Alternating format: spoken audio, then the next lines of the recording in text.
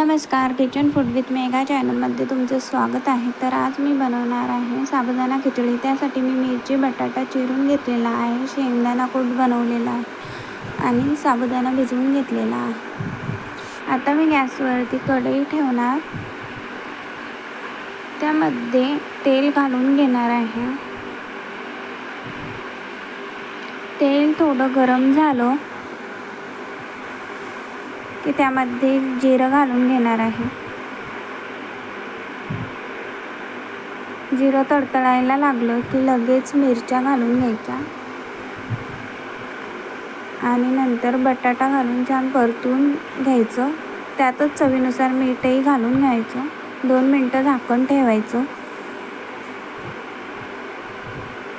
बटाटा शिजला काय ते बघते, तर बटाटा नाही शिजलेला.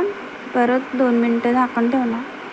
तर आता आपला बटाटा शिजलेला आहे. यामध्ये साबुदाणा आणि शेंगदाणा कूट घालून छान परतून घ्यायचं.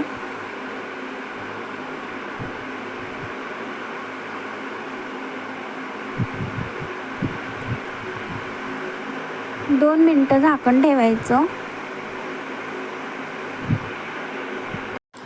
तर आता आपली साबुदाणा खिचडी छान झालेली आहे. तिला छान परतत राहायचं. तर आता मी गॅस बंद करते. तर तुम्हाला माझी आजची रेसिपी कशी वाटली नक्की सांगा आणि आपल्या चॅनलला लाईक, सबस्क्राईब आणि शेअर करा. भेटूया पुढच्या रेसिपी व्हिडिओमध्ये.